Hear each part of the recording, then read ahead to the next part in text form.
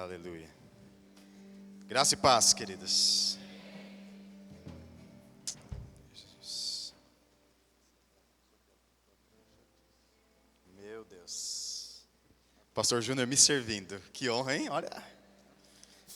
Nem Salomão foi servido pelo pastor Júnior. Obrigado. Aleluia. Bom dia, queridos. Você deu um bom dia para a pessoa que está do seu lado? Já falou com ela? Glória a Deus, glória a Deus, glória a Deus. Está preparado para receber a palavra do Senhor? Amém? Coração sedento, aberto. Vamos fazer uma oração, então, pedindo para que o Espírito Santo possa falar conosco, possa dar liberdade para Ele. E nós vamos fazer essa oração em forma de canção. Você possa fazer isso, pode ficar sentado, se você quiser ficar de pé, pode também. Se quiser ajoelhar, da forma que você quiser.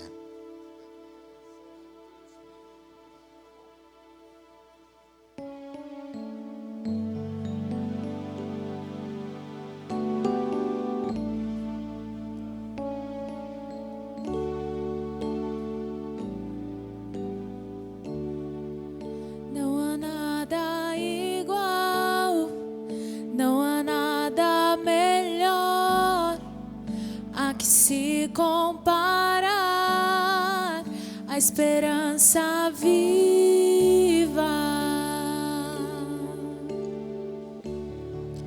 tua presença,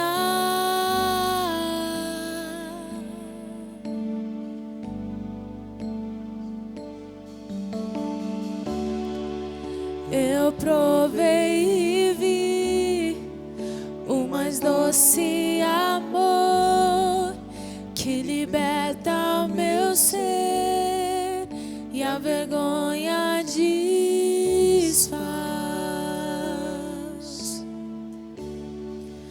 Tua presença,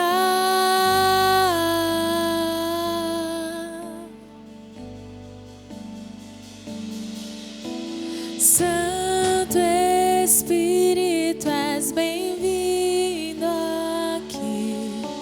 Vem inundar, encher esse lugar.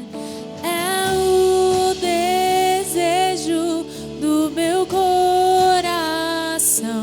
Sermos inundados por tua glória, Senhor. Santo Espírito, és bem-vindo aqui. Faça essa oração. Vem inundar, Senhor. Vem encher este lugar, Espírito Santo. É o desejo Te desejamos, do meu Senhor. coração. Sermos inundados por tua glória, Senhor.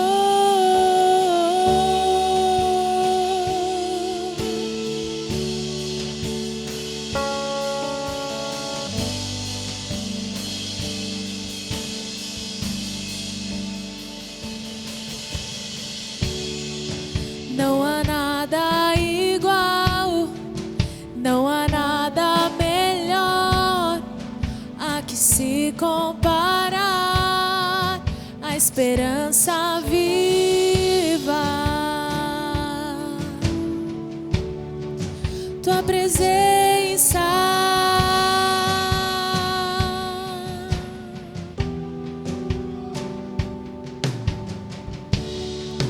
eu provei e vi o mais doce amor que liberta o meu ser e a vergonha desfaz. Tua presença,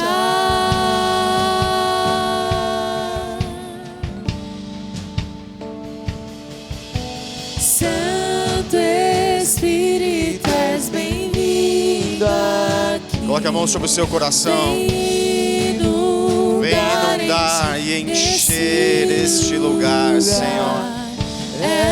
Eu sou a tua casa, sou a sua habitação, Espírito Santo. Sermos inundados tua glória. Senhor, Santo Espírito, és bem-vindo aqui. Só o Senhor. Vem inundar, Senhor. Vem fazer transbordar este lugar, Senhor. É o desejo dos nossos corações. No meu coração, sermos inundados por tua glória, Senhor. Pai, nós colocamos aqui o nosso coração diante de Ti, porque nós queremos mais do Senhor. Portanto, em nome de Jesus, toda resistência espiritual seja quebrada, despedaçada pela unção do Senhor. Toda fortaleza na mente, toda fortaleza nas emoções, seja agora tocada pelo Teu Espírito Santo e despedaçada. Em o nome de Jesus, Pai, em o nome de Jesus, vem com a Tua palavra revelada, trazer libertação, trazer cura, trazer transformação. Nós não precisamos de informações, nós precisamos é da Tua presença, Espírito Santo, traduzindo a Tua palavra em nossos corações. Nós nos abrimos os nossos ouvidos físicos e espirituais, abrimos a nossa mente, o nosso coração. Toca no mais profundo do nosso ser. Toca, Senhor, não no campo da alma, mas lá no Espírito. Divide, Senhor, a alma, Senhor, do Espírito, juntas e medulas, pelo poder da Tua palavra, em o nome de Jesus. Já, Senhor, nos antecipamos em Te dar honra e glória, pelo poder da Tua palavra, nos transformando nesta manhã, em o nome de Jesus. Amém e amém. Glória a Deus. Obrigado, queridos. Aleluia.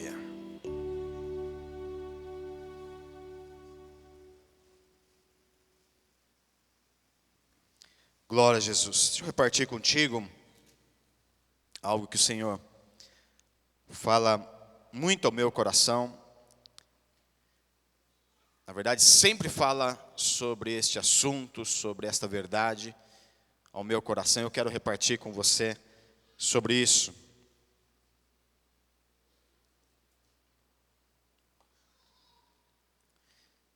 Para repartir com você, eu preciso lembrar um pouquinho, nós lembrarmos lá de trás de como começou a nossa história. A palavra de Deus diz lá em Gênesis que Deus, a Trindade, o Pai, o Filho e o Espírito Santo, eles tomaram uma decisão. Decidiram tomar uma decisão, na verdade tomaram uma decisão em transformar um lugar que era vazio, sem vida, em um lugar maravilhoso. Transformar a terra, que era sem forma, era vazia, era uma escuridão. Transformou, deu forma à terra. A terra é tão linda, tão maravilhosa. Transformou, deu forma. E eu gosto muito de pensar na criação, porque me leva a imaginar e a tentar entender um pouquinho sobre o tamanho do poder deste Deus que nós servimos. Um Deus que disse: haja luz, e houve luz. Simples assim. Simples. Haja luz. O Senhor disse que haja separação entre parte seca e a água. Você pode imaginar isso, queridos? A terra tendo que se mexer, se movimentar, água para um lado, terra para o outro. Este mesmo Deus, Ele deu uma ordem para que a terra pudesse produzir ervas, árvores frutíferas. Acho que nós nem conseguimos imaginar isso. A terra recebendo uma ordem do Criador. Você pode imaginar um lugar que não existe nada, a terra tendo que brotar. Imagina a cena, saindo grama, saindo ervas, as árvores crescendo. Algo tão extraordinário. Você consegue tentar? Eu viajo muito na palavra de Deus. Eu fico tentando imaginar esses efeitos especiais, né, da criação de Deus. em tudo isso. O Senhor criou os astros celestes. Você pode imaginar Deus mandando a estrela existir, uma estrela existir? Você pode imaginar o Senhor mandando o sol existir? O sol, querido, meu Deus. O sol teve que brotar do nada, a lua tendo que existir.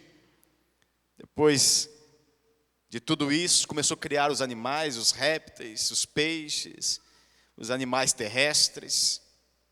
Criou todo esse cenário maravilhoso.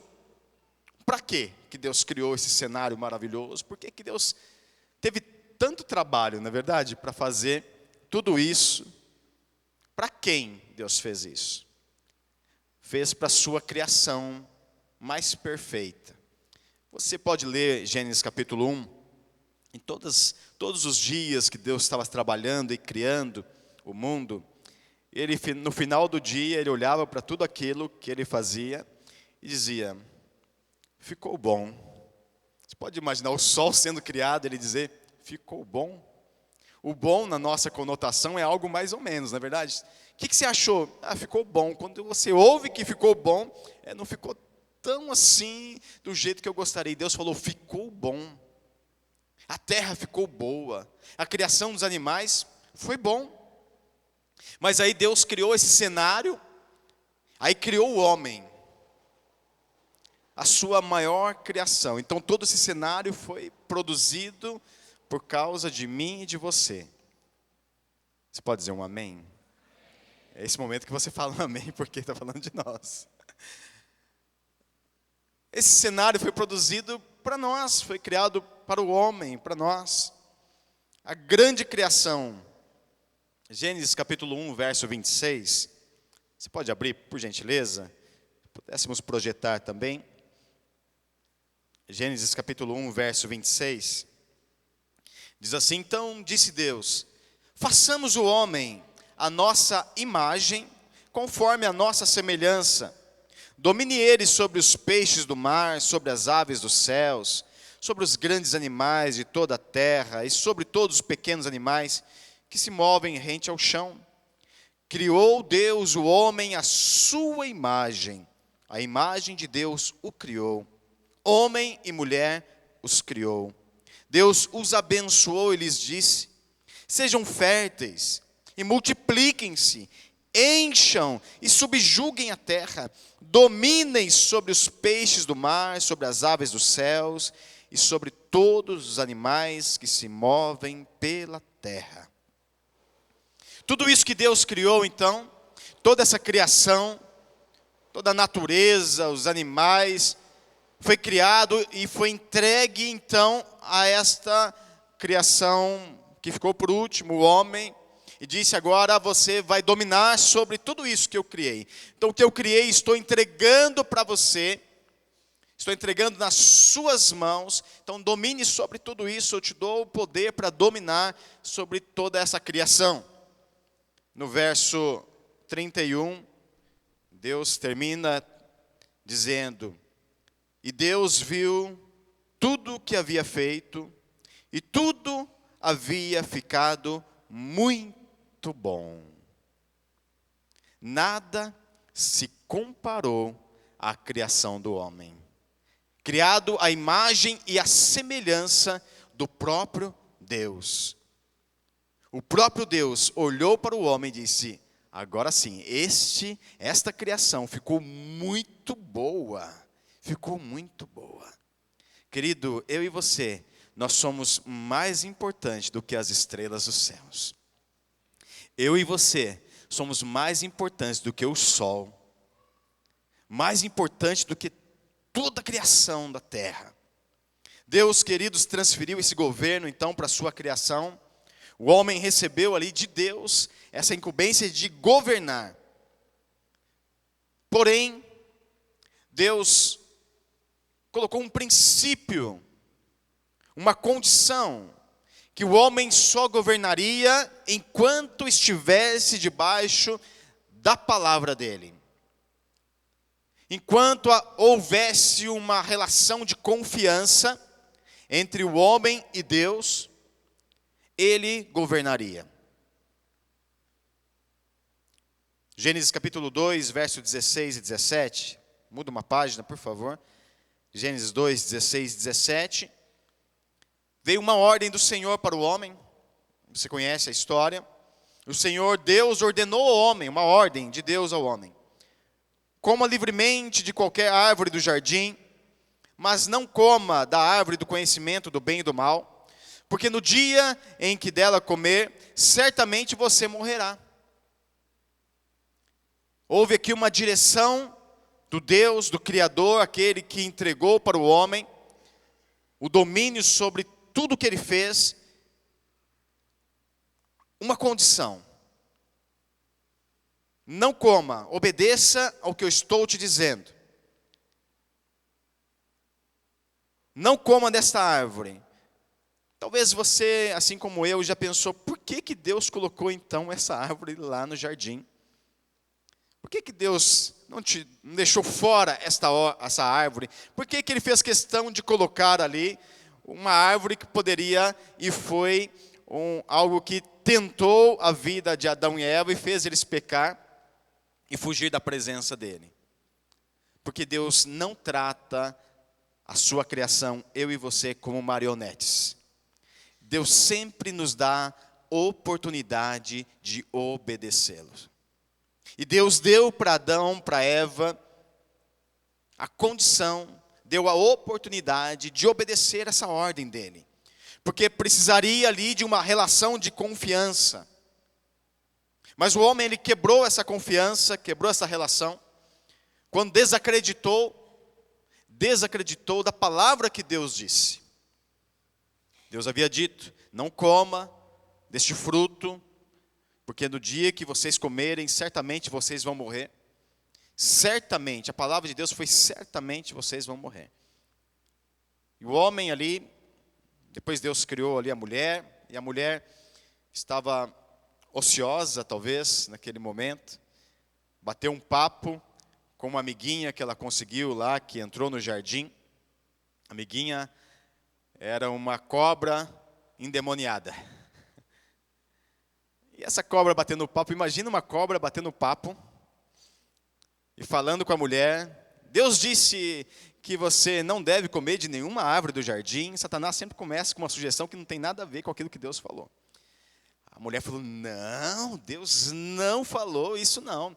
Deus falou que, na verdade, eu não devo comer, nós não devemos comer da árvore que está no meio do jardim, e nem nela tocar. Deus nem falou de tocar, Deus falou de comer.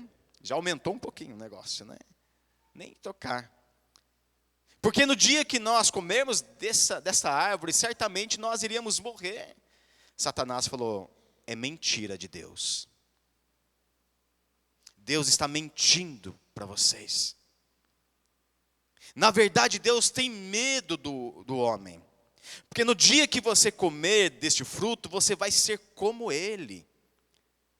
Lembra, não sei se você sabe da história, mas a grande tentação de Satanás nos céus, diante de Deus, foi querer ser como Deus. Foi por isso que ele foi expulso dos céus. Porque ele queria colocar o seu trono acima de Deus.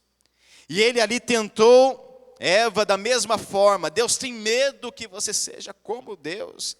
Coma, porque é mentira dele, certamente você não morrerá. E Eva foi, comeu do fruto. Qual é a palavra de Deus para a sua vida, querido? O que Deus tem falado ao seu respeito? O que Deus tem falado ao seu respeito? Será que nós temos acreditado na palavra de Deus? Ou nós temos acreditado na palavra de Satanás que diz: ah, não é bem assim. Eu acho que essa palavra nem era para você. Isso que Deus fez de promessa para a sua vida, para a sua família, nem era para você. Na verdade, Deus se enganou, bateu na porta errada. Deus falou para a pessoa errada, ou na verdade nem falou com você, isso é fruto da sua imaginação. Qual palavra que nós temos acreditado? Na palavra que Deus diz ao nosso respeito, ou na palavra que Satanás diz ao nosso respeito? Então, A mulher foi, deu ao homem, você conhece a história, eles quebraram ali essa relação de confiança, desacreditando na palavra de Deus. O homem foi expulso do jardim, porque não poderia ficar mais lá. O jardim não era mais a sua casa, o homem perdeu a comunhão com o Criador. Não tinha mais comunhão com Deus que criou todas as coisas, entregou para Ele, sujeitou a Ele. Não tinha mais esta comunhão. E na verdade, o homem passou de uma criação, de algo tão perfeito que Deus criou, com comunhão direta, pessoal, com o próprio Deus Criador, passou de uma condição assim para escravo de Satanás, escravo do pecado, escravo da morte.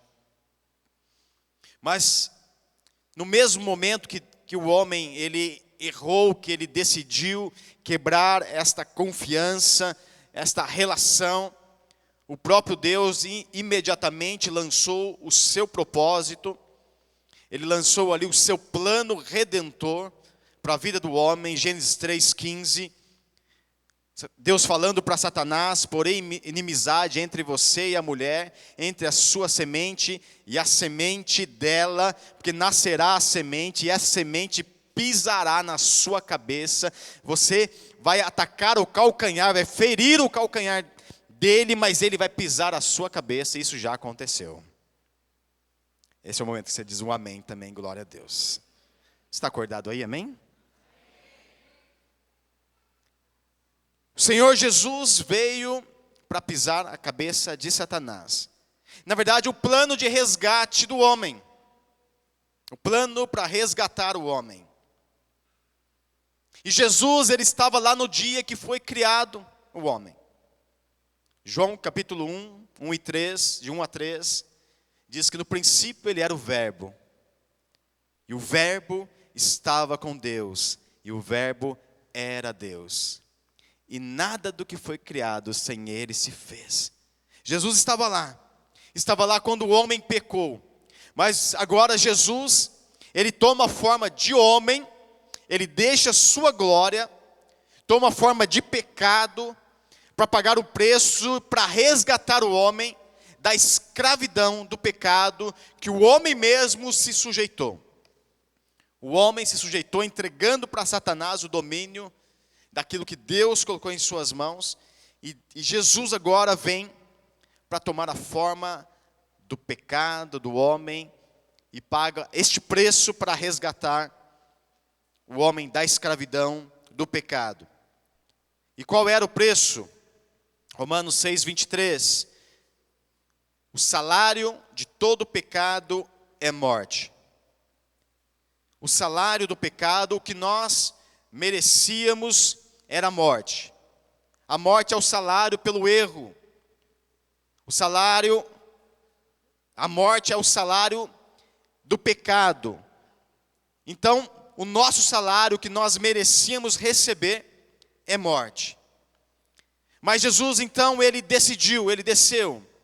Ele deixou a sua glória, tomou a forma de homem, para pagar este preço, para tomar de volta a humanidade.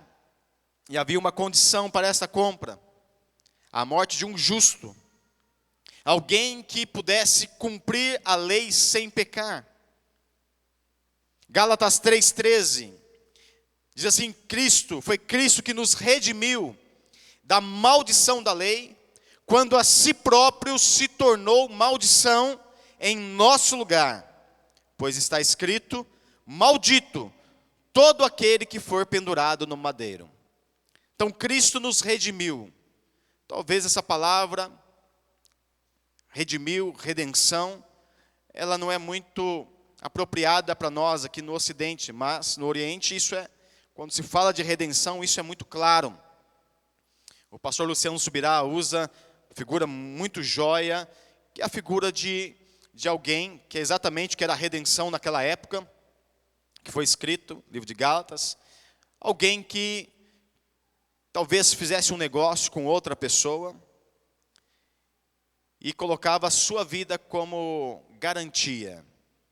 Se não pagasse o valor, a sua vida todos os seus bens até que pagasse a dívida, se tornava escravo do outro. Então, se a nossa dívida com Deus era uma dívida impagável, então, Jesus nos redimiu. O que é redimir? É ir até essa pessoa e dizer: olha, eu pago a dívida que ele tem com você, eu pago a dívida que ele adquiriu com você, eu compro ele para mim. Isso é redenção.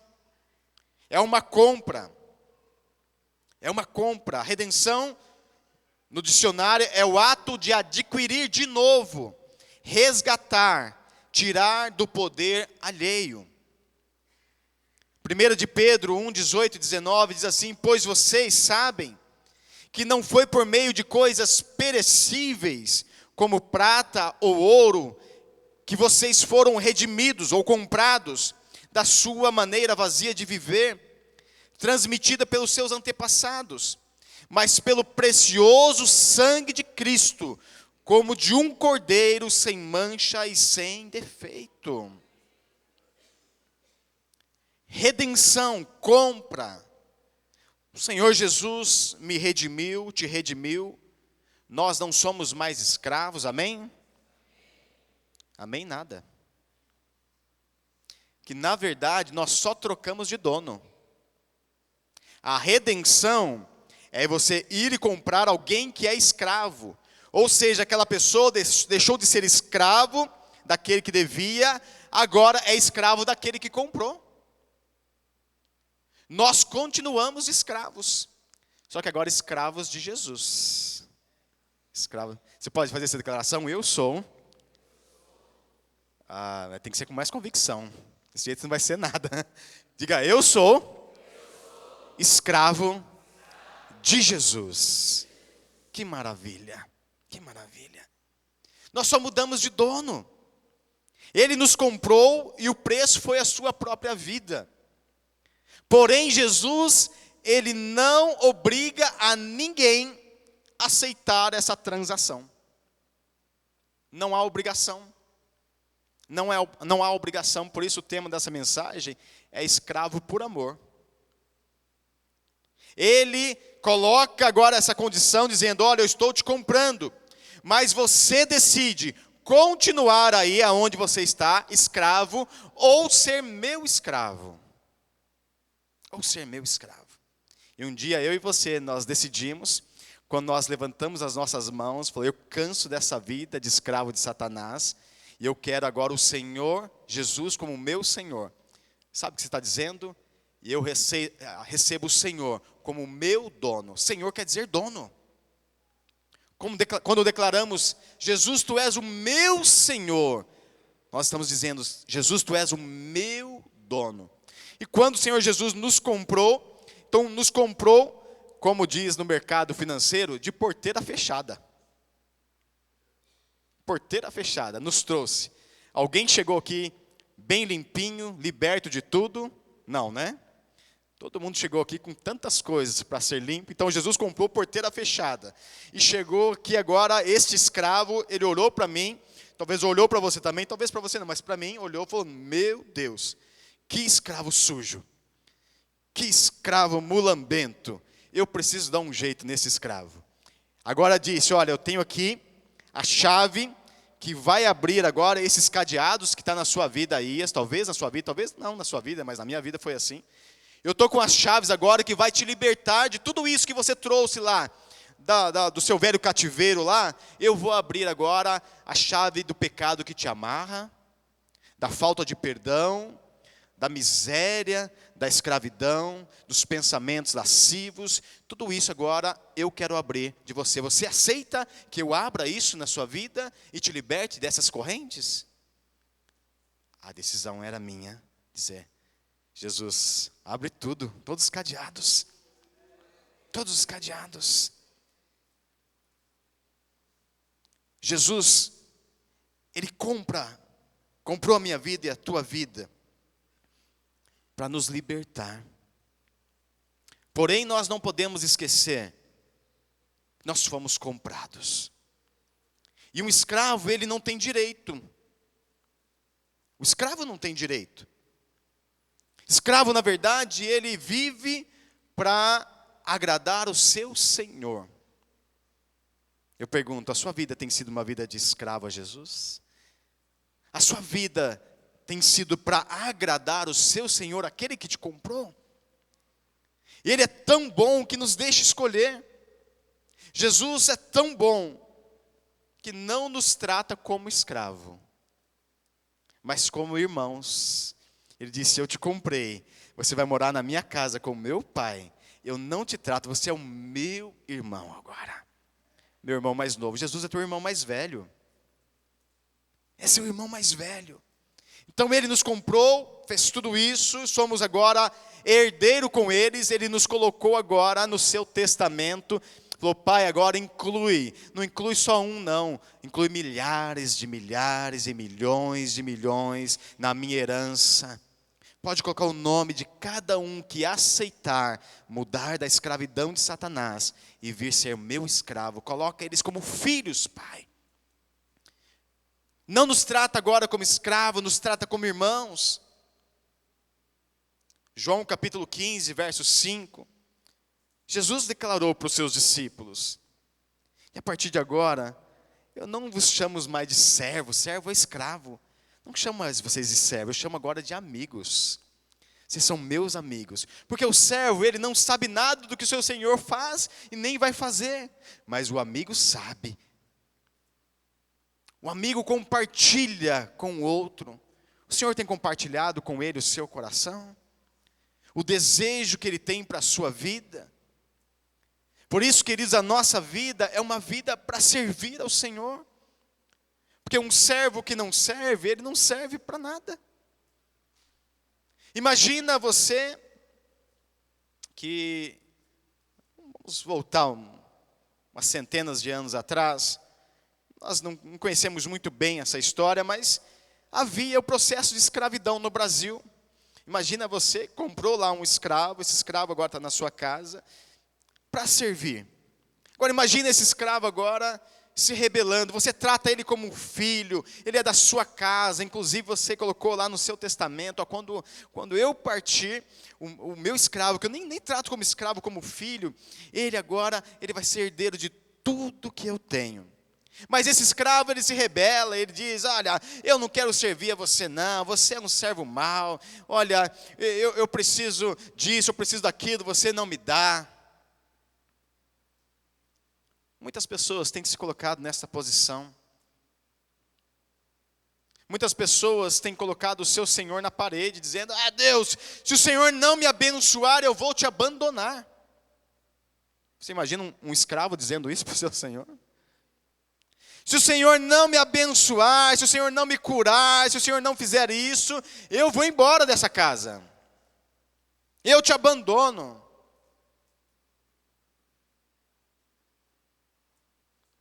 Aí o Senhor diz, olha, como a parábola do filho pródigo, está aqui a sua herança, se você quiser ir. Mas aqui é a tua casa, você é filho. Quantas pessoas têm tomado atitudes desta forma? Porque não têm consciência daquilo que Jesus fez. Nós cantamos aqui sobre o sacrifício de Jesus por nós. Nós não temos noção, queridos, do que foi que Jesus fez por nós, nós não temos noção.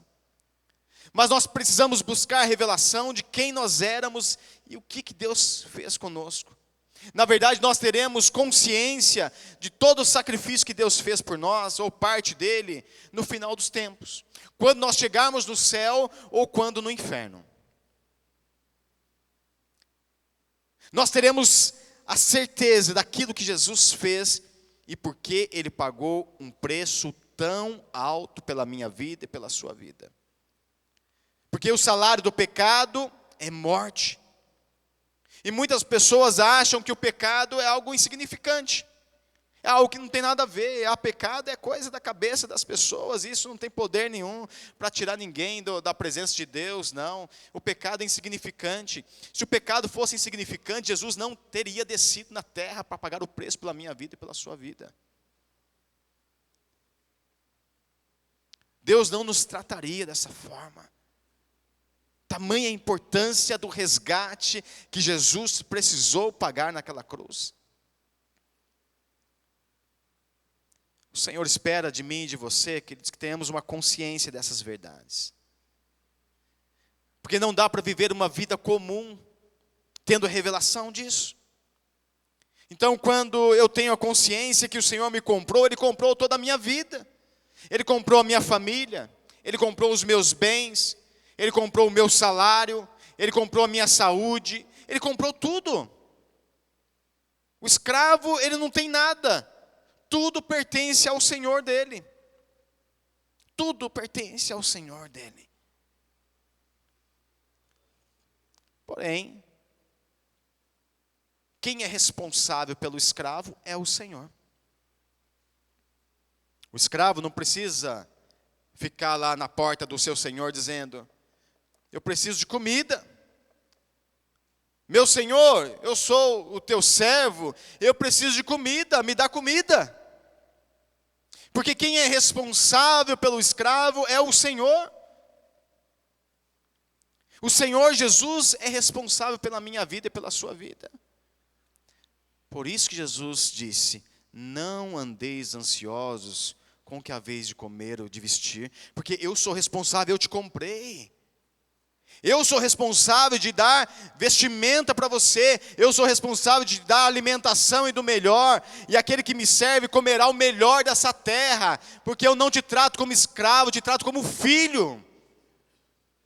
O escravo, ele come lá no lugar separado, mas ele traz, o escravo, senta na minha mesa, coma comigo, da minha comida. Por que nós andamos tão ansiosos? Porque na velha vida, quando éramos escravos de Satanás, a nossa vida era essa, correr atrás das coisas, atrás de comida, atrás de vestimenta, de tantas coisas. Aí o Senhor Jesus diz isso: não andeis ansiosos, porque são os pagãos que correm atrás dessas coisas. Porque o Pai Celestial, o vosso Pai, Ele sabe de tudo que vocês precisam. Mas Satanás quer colocar o jugo novamente no meu pescoço, no seu pescoço, dizendo: é mentira de Deus, Ele não vai suprir nada. Se você não correr atrás, se você não abrir mão de todas as coisas para poder ganhar dinheiro, você não vai ter nada. Satanás colocando em xeque novamente a palavra de Deus. Qual é a palavra que nós vamos acreditar? O Senhor Jesus, Ele espera de mim e de você uma gratidão no coração. E demonstrar a Ele o seu amor. Mas Satanás sempre tenta fazer da nossa vida uma vida comum, como éramos antes. Como alguém anestesiado que não percebe essas coisas, nem tem revelação dessas verdades. Quer de novo cauterizar a nossa mente, quer novamente fechar os nossos olhos para as coisas espirituais. Segundo aos Coríntios 4:4, diz: o Deus dessa presente era perversa cegou o entendimento dos descrentes, a fim de que não veja a luz do evangelho da glória de Deus, que é a imagem de Deus.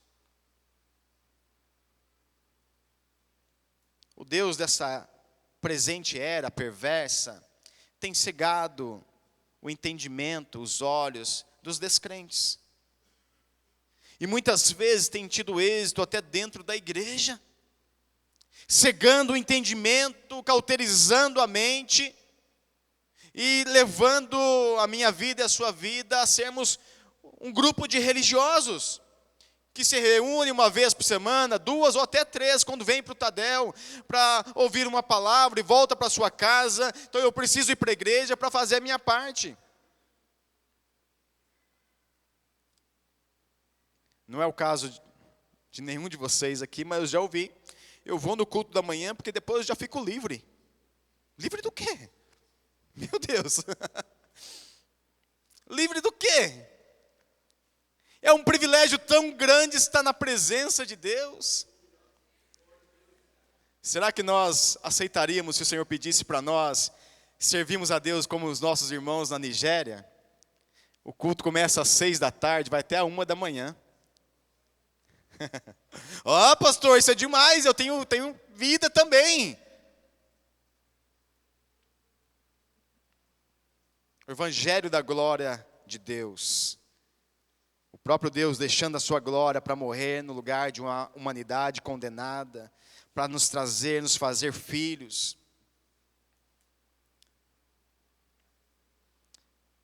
E muitas vezes, queridos, isso no nosso meio, pessoas estão vivendo a vida por viver, sem revelação de quem elas são, de qual é o seu chamado, nasceu para quê? Eu vou participar de uma igreja evangélica, porque lá o pessoal é uma bênção. Como eu ouvi um tempo atrás de um irmão, um recém-convertido, então não tinha muita sabedoria no que falar, e disse para um irmão nosso: olha, depois que eu entrei nessa seita, foi só bênção.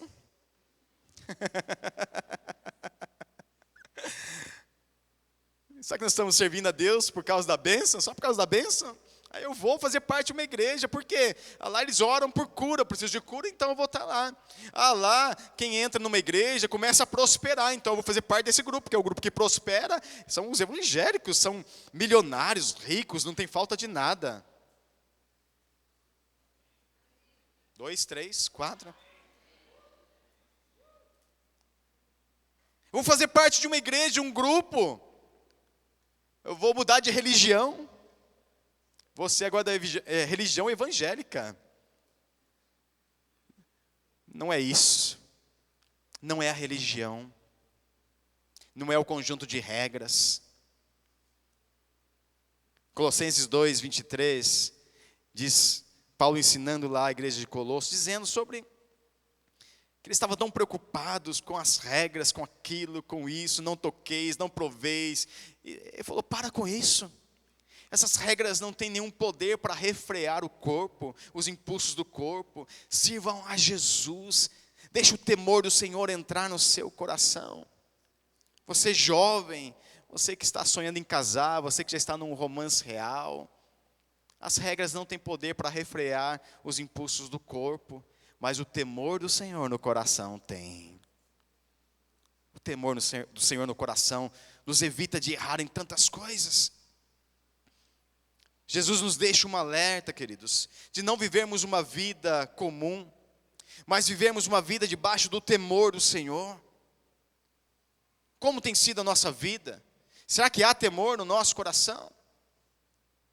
Muitas vezes nem acreditamos, nem pensamos que Jesus vai voltar. Será que nós pensamos nisso? Vivemos a vida? Vamos viver na vida. Vamos viver na vida Zeca Pagodinho. Deixa a vida me levar. A vida leva, vamos tocando. Como já ouvi, vamos empurrando com a barriga. Vamos ver até onde que vai dar esse negócio de ser crente. Vou tentar mais um pouquinho.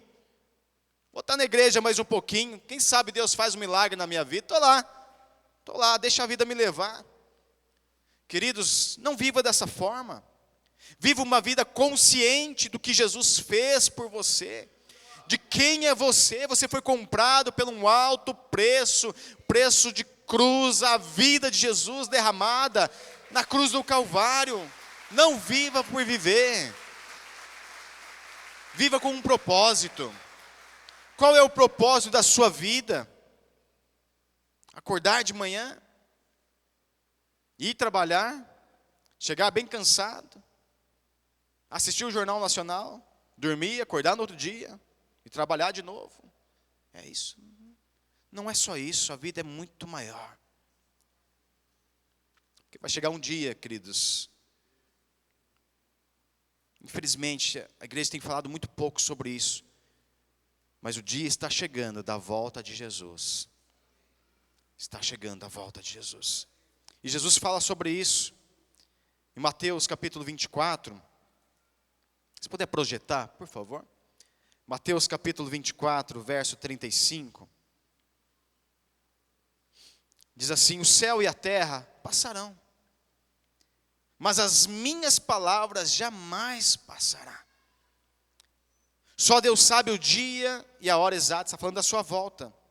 Entretanto, a respeito daquele dia e hora, ninguém sabe, nem os anjos dos céus, nem o Filho, senão exclusivamente o Pai. Mas como aconteceu nos dias de Noé, assim se dará por ocasião da chegada do Filho do Homem. Porque nos dias que antecederam o dilúvio, o povo levava a vida comendo, bebendo, casando e se oferecendo em matrimônio, até o dia em que Noé entrou na arca, e as pessoas nem notaram, até que chegou o dilúvio e levou a todos. Assim ocorrerá na vinda do Filho do Homem. Vai ser no momento que eu e você nem esperamos. Mas se o Senhor nos encontrar dispersos, como a parábola das 10 virgens, dispersos, vivendo a vida por viver, vamos viver a vida de crente. Na verdade, Deus não nos chamou para ser crente, não, queridos. Chamou para sermos cristãos, filhos de Deus, nesta geração. Crente, até Satanás é crente, ele crê aqui em Jesus também. Deus te chamou e me chamou para um propósito especial, vivermos uma vida cheia do Espírito Santo, amando a sua vinda. Você ama a vinda de Jesus? Será que você ansiaria se Jesus voltasse hoje? Ou talvez diria para Jesus, espera um pouquinho, eu quero a minha casa própria ainda, eu quero ter o gostinho de ter a minha casa própria. O senhor pode segurar um pouquinho mais aí a sua volta? Eu preciso casar, Senhor, eu quero ter o gostinho do casamento. Não volta antes não, pelo amor do Pai. Será que nós estamos assim? Amamos a tua volta, Jesus. Nós não queremos viver uma religião. Nós queremos viver a presença do Espírito Santo manifesta na terra, nos guiando como filhos de Deus, nos guiando em tudo que nós vamos fazer. A nossa vida talvez continue a mesma, trabalhando, acordando cedo, voltando para casa, mas cheio do Espírito Santo e a consciência de quem nós somos. Nós precisamos do amor, do temor, e mais do que isso, da obediência à voz de Deus. Obedecer à voz de Deus. O que o Senhor esperava de Adão ali no jardim era obediência à palavra que ele havia determinado. O Senhor volta para nós novamente, esperando de mim e de você, depois de nos redimir, nos comprar de volta, esperando de mim e de você obediência, escravo por amor. Eu decido, Senhor, ser o teu escravo e te obedecer em tudo que o Senhor me mandar fazer. Conhecer, crer, obedecer a sua palavra. O amor a Jesus não pode ser só por palavras, queridos. O amor a Jesus não é uma canção cantada num domingo. Jesus, eu te amo. Isso não é amor. Na verdade, o Senhor Jesus, Ele fala o que é o amor. João 14, 21, Ele diz, aquele que tem os meus mandamentos e obedece a eles, esse é o que me ama.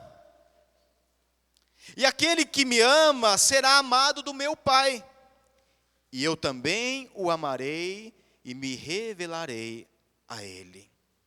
De novo, o Senhor voltando para a obediência à voz e à palavra dele. Em outras palavras, não tem como obedecer se não amar.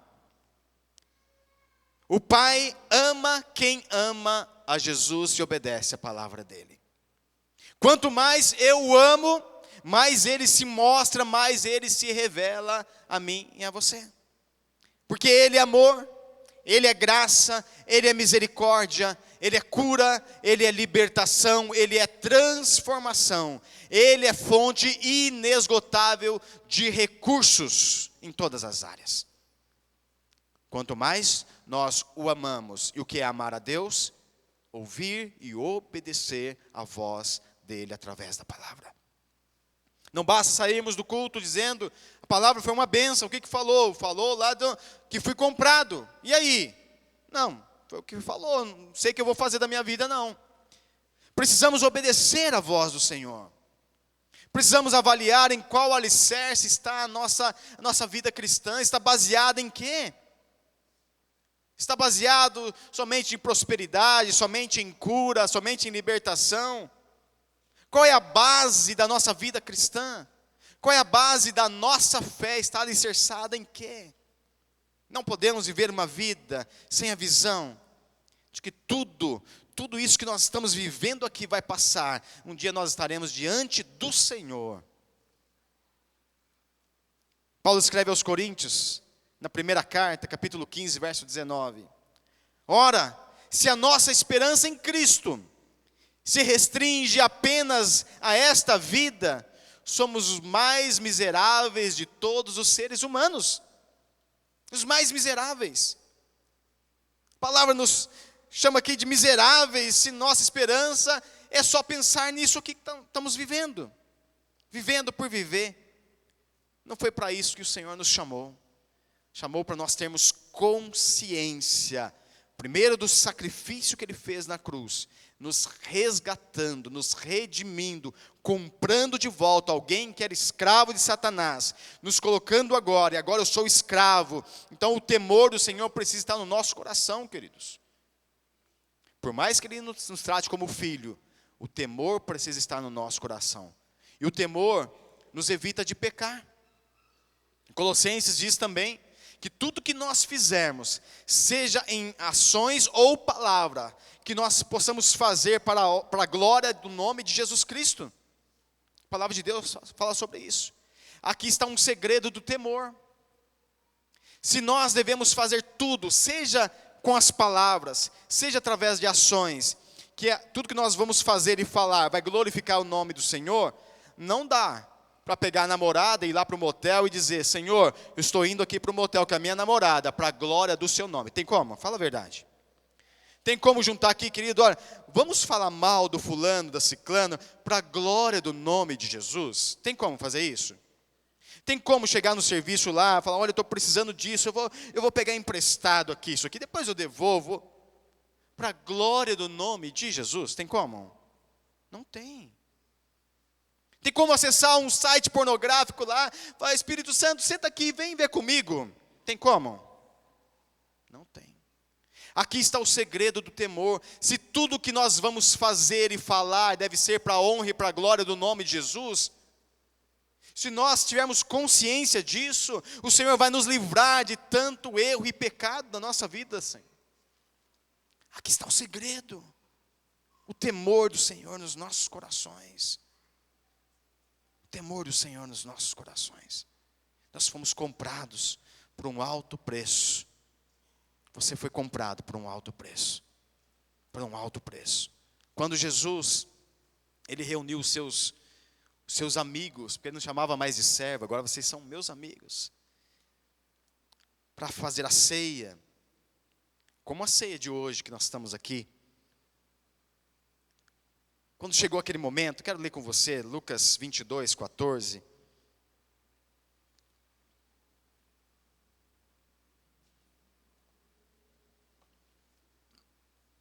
Lucas 22, verso 14, diz assim: quando chegou o momento, Jesus e seus discípulos se reclinaram à mesa. Então Ele lhes revelou: tenho desejado ansiosamente comer convosco esta Páscoa, antes da hora do meu sofrimento. Pois vos afirmo que não a comerei novamente, até que ela se cumpra no reino de Deus. E havendo pegado o cálice, Ele deu graças e ordenou: tomai do cálice e partilha entre vós. Pois vos declaro que de agora em diante não mais beberei do fruto da videira, até que venha o reino de Deus, a ceia do Senhor. Tomando o pão e havendo dado graça, partiu e serviu aos seus discípulos, recomendando: isto é o meu corpo oferecido em favor de vós, fazei isso em memória de mim. Da mesma forma, depois de cear, pegou o cálice, explicando: este cálice significa a nova aliança no meu sangue, derramado em vosso benefício. Jesus disse: vocês vão fazer isso todas as vezes que se reunirem, em memória de mim. Será que Jesus, Ele disse: olha, não esqueça do sacrifício que eu vou fazer, lembre sempre daquilo que eu fiz por vocês, só para lembrar? Não. O que Jesus estava querendo ensinar aos discípulos: todas as vezes que vocês se reunirem, lembrem-se que vocês foram comprados. vocês não devem voltar a ser escravos de Satanás novamente, porque foi para a liberdade que eu vos comprei. Lembre-se do meu sacrifício, daquilo que eu fiz na cruz por você. Não abra mão desse direito da liberdade que eu estou dando para você agora, porque eu não vos trato mais como escravo. A partir de hoje, vocês são filhos. Isso é a ceia. Lembrar daquilo que Jesus fez nos livra de voltarmos a sermos escravos novamente. Queria que você ficasse de pé nesse momento, por favor.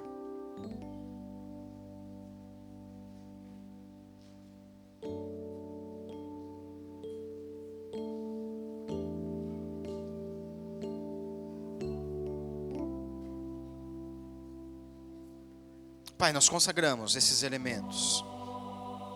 Consagramos o pão, o suco, a representação, Senhor, do Teu corpo e do Teu sangue.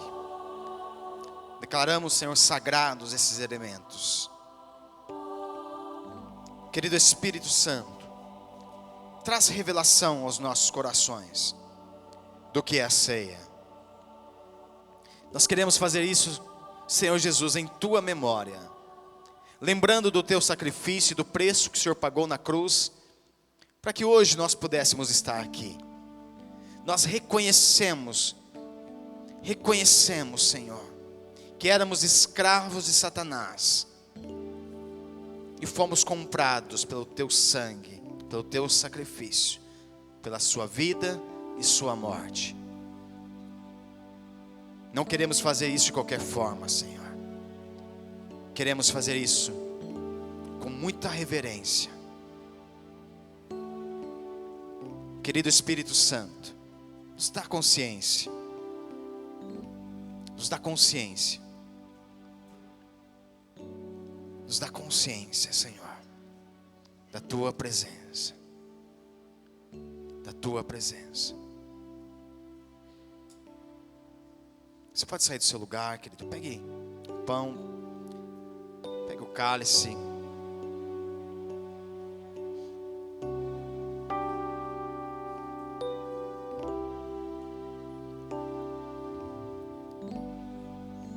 Choraram as estrelas, o sol escureceu, o Salvador do mundo caído, seu corpo sobre a cruz.